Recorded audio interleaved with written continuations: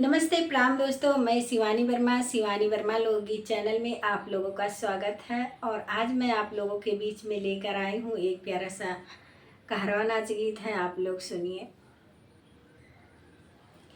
दिहला घरवा तू बिगाड़ी मोरे जुआड़ी बाले माँ। दिहला घरवा तू बिगाड़ी मोरे जुआड़ी बाले माँ।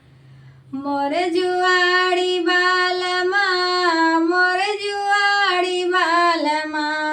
दिहला घरवा तू बिगाड़ी मोर जुआड़ी बालमा। घरवा तू हारेला दुअरवा तू हारेला। घरवा तू हारेला दुअरवा तू हारेला। गैला हारी खेत खारी हनवा मोर जुआड़ी बालमा।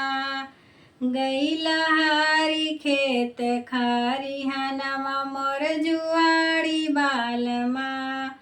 मोर जुआड़ी बालमा मोर जुआड़ी बालमा। दिहला घरवा तू बिगाड़ी मोर जुआड़ी बालमा। दिहला घरवा तू बिगाड़ी मोर जुआड़ी बालमा। सासु हारी गैला ससुरी हारी गैला। सासु हारी गैला ससुर हारी गैला।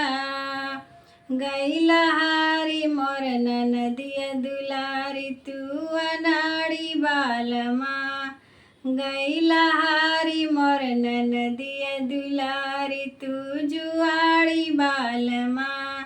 तू जुआड़ी बालमा तू जुआड़ी बालमा।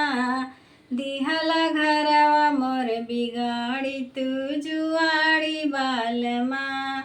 दिहला घरवा तू बिगाड़ी मोर जुआड़ी बालमा। लड़का हारी गैला हमहू के हारी गैला। बच्चा हारी गैला तू हमरो के हारी गैला। गैला हारी तू नैहर के निशानी मोर जुआड़ी बालमा। गैला हारी तू नैहर के निशानी मोर जुआड़ी बालमा। मोर जुआड़ी बालमा मोर जुआड़ी बालमा। दिहला घरवा तू बिगाड़ी मोर जुआड़ी बालमा। दिहला घरवा तू बिगाड़ी मोर जुआड़ी बालमा।